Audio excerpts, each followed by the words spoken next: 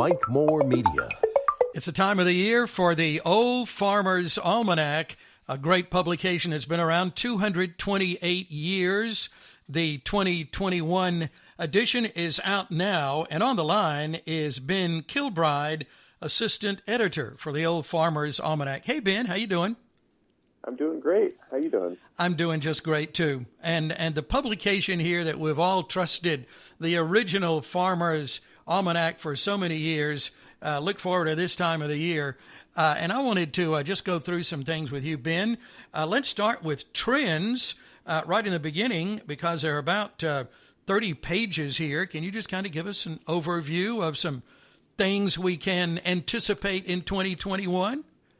Yeah, absolutely. Yeah, so first off, I just want to kind of say that whenever I look at the trends, I always kind of wonder if we're kind of making the trends happen by, like a self-fulfilling prophecy. People read them, they're like, "Hey, that sounds cool," and then they start doing it. So yeah, that's a good point. Yeah.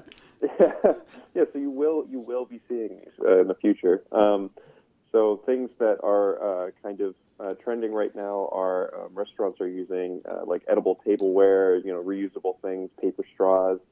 A lot more. Houseplants are continuing to see a rise in interest, particularly with younger people who are just looking to, flesh out an apartment or have something that they could take between places because they might not own anything, as well as looking for very specific and hard to find houseplants.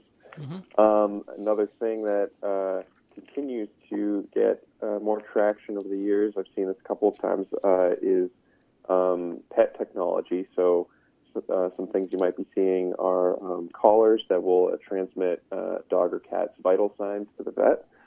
So, if something's going wrong, they'll know right away. And cat litter that changes color if the animal is sick. So another thing to make sure that they're okay. And then also pet doors that can be opened and closed remotely if an owner's not home. And also, this is something that's been around for a while, but people are definitely getting more interested in it, is having a webcam that you can watch your pet if you're at an office or away and you want to make sure they're okay. And talk to them from a remote location. Yeah. Yeah, absolutely. And there's just so much in here. I think you could probably read the trends for a day and you'd probably only get through half of it. Yeah. Let's talk about pets a moment, because you've got a great article here. I made a note here, 168, I think is where this is. How to pick a pet, cats, dogs, birds, fish. This is a neat little article, Ben. Yeah, I like this one because, right now particularly, a lot of people are adopting pets, and this is a great little guide. It's got a little humor in it, but it's also got some good factual information about the pros and cons of getting a dog, a cat, a fish, or a bird. And dogs and cats, most people generally know what you're going to be looking for, except for dogs. Certain breeds need a lot more attention or a lot more walks or, ways to get their energy out. But you might not know, some birds have very particular needs, or if you're going to get a macaw, which are very cool birds and very smart and intelligent birds, they can live up to be 100 years old. So, if you're thinking about that, the long-term pet, that's a very big decision to make. So we've got great information in here like that. Yeah.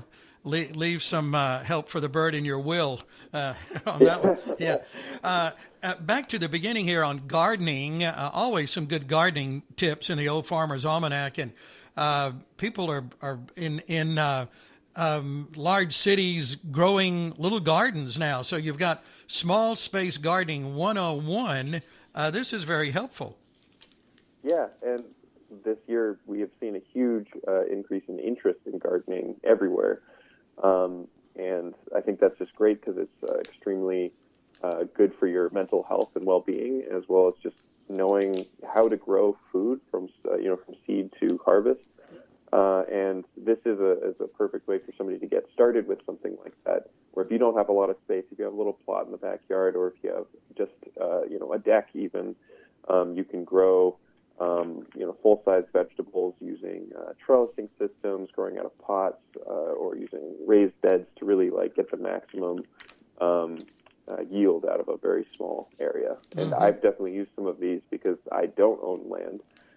So I've got a deck out back, and I've got a little hydroponic system inside my house, and just like a little raised bed. So this was actually very useful. So what are you growing, or what have you grown? So the season's pretty much over right now. Okay. But no, I grew radishes and carrots, zucchini, a number of herbs like basil and thyme, chives. A lot of really good stuff. I definitely go a lot more for the leafy greens, kale, broccoli, those kinds of things. But I love carrots. Carrots are definitely one of my favorites. Oh yeah, me too. Yeah. Okay, well that's good. Well, I'm glad you had that went well for you.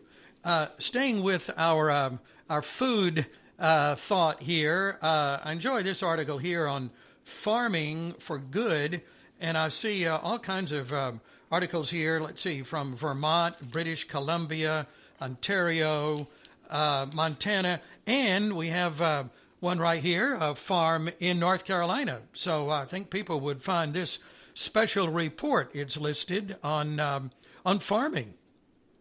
Yeah, this is one of my favorite articles in the Almanac. We've been doing it for a number of years, so we'll go around and we'll interview a number of farmers from around the country to get an idea about how they started, what they're doing, why they're growing, what issues they might have had while they figured out how to start the farm, and just get to know who's really growing our food, which is extremely important. So there's this one in Cedar Grove, North Carolina, which is right near you guys, and this one is one where this person started a farm to help students learn how to grow and garden. I think it's a really, really great one because getting kids started when they're younger, learning how to grow food and getting their hands in the dirt is a great learning experience, not only just as learning how food is grown and where a beet comes from, but also just the experience of the satisfaction of growing something all the way through to harvesting it. Oh, yeah, we certainly appreciate it more that way, for sure. Well, we seem to have a food and eating theme going here, but there are always good things like this, and I'm looking at the this is always something I enjoy from year to year, your appetizers recipe contest winners, and these deviled eggs look pretty tasty here. So you've got some really, and all of the color photography here in the Old Farmer's Almanac is always so nice, but lots of good recipes here on appetizers. Yeah, this is a good one. I think anybody can get behind appetizers. Mm-hmm. The deviled eggs here are delicious. They're buffalo eggs, so they have a little spicy twist on them. And then also stuffed jalapenos. Clearly, we had a little bit of a spicy taste going here for the second prize, and then the third prize is spicy Mexican shrimp bites. So they all look really delicious. And well, I'm sure that all of your testers there, sampled all of these. Did you get a chance to try some of these? Yeah, absolutely. Oh, okay. We always do that. Yeah. Oh, some of these look really good. And love lessons from old Valentines. This is a neat little article. Yeah.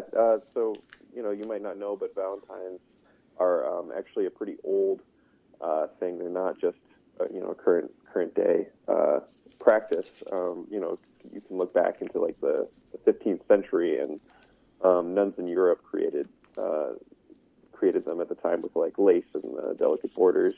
But there's some really great pictures in this article of very old and handmade Valentines, which I think will give you some inspiration and some enjoyment to get to see what people have made. And there's nothing really better than a handmade Valentine, putting your own effort into it, putting a poem in there.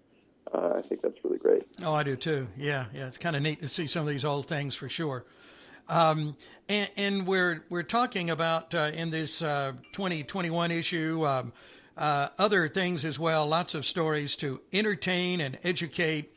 The effects of sea level rise, the one on birds, competitive stone skipping. But let's get to the weather, because the Old Farmer's Almanac has a real tradition for many, many years, hundreds of years, of 80% accurate weather forecasts for the coming winter and getting into the other seasons. So let's talk about that a little bit, Ben. A lot of people depend on this, don't they? Yeah, definitely. I mean, in a different way than they used to when the Almanac first came out in 1792. Back then they needed to know what the weather was going to be able to grow their crops to survive until, through the winter and all that. But for us these days, I think it's more important just to know what's happening with our weather, because it's changing constantly. So for your region, you're kind of like right on the border between Region 3 and Region 4. Yeah. But they're kind of similar forecasts, so it actually makes it kind of easy. So you're going to be looking this winter at temperatures that will be above normal, so it'll be a little bit warmer on average throughout the winter. Of course, it's still going to be winter, so expect it to get cold, but a little bit warmer overall. Mm-hmm. And then the precipitation is going to be below normal, so you're going to look at less rain, and then if you get snow in your area, you're going to be looking for that in early January or the middle of March. Mm-hmm. Okay. My wife is hoping for a big snow. I don't see it in the forecast. Yeah, it might not be this year. Yeah. One more article here, kind of neat. Secret symbols of cemeteries. This is kind of interesting. Yeah, that is an interesting one. So, there's all these different symbols on cemeteries that, they're really intricate and different, and you don't really know what they could mean. But we have this article that explains a little bit about what you might be finding if you're walking through a graveyard. Like if you see an acorn, that means prosperity, power, and triumph, or a little bird, that means flight of the soul, and then a candle would mean like the length of their life. And there's a lot of different ones in here, and they're quite beautiful. We have a few pictures of the cemetery headstones. Mm-hmm. Yeah, this is neat. It's cool. Well, it kind of wraps us up, I guess, because we're looking at, I guess, the Old Farmer's Almanac, taking us from the cradle to the grave. Is that too obvious how we got into that? But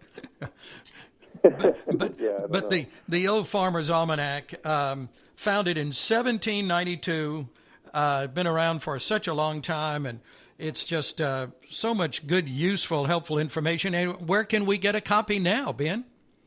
Yes, you can get it at pretty much any of your local bookstores or most any store. But if you want to find out for sure, you can go to almanac.com/where-to-buy, and you can type in your zip code to find the stores that are in your area. And you can also just go to Amazon and order a copy there to make it easy. Yeah, okay. But however you get it, get your copy for 2021, the Old Farmer's Almanac. In fact, I was just on almanac.com right before I called you and just shared on our Facebook page that Harvest Moon story, since that's coming up tomorrow. So that's a good website, Ben, to check with on a daily basis, isn't it? Yes, it absolutely is. Go to almanac.com. We've got great information. We're constantly updating the articles. Yeah. Well, it's great to talk to you, Ben. Thank you very much. I appreciate it. A lot of hard work from the Old Farmer's Almanac staff that goes into making this happen every year, and we appreciate it. And I hope you have a great seasons ahead and a wonderful 2021. You as well, and thank you for having me. Thanks again. Bye. That's our annual visit with our friends at the Old Farmer's Almanac, Ben Kilbride, assistant editor. Again, let me direct you to their website. Always good information on a daily basis, and I'll be sharing some of those with you on the Mike Moore Media Facebook page as well, and that's almanac.com. Get your 2021 issue of the Old Farmer's Almanac now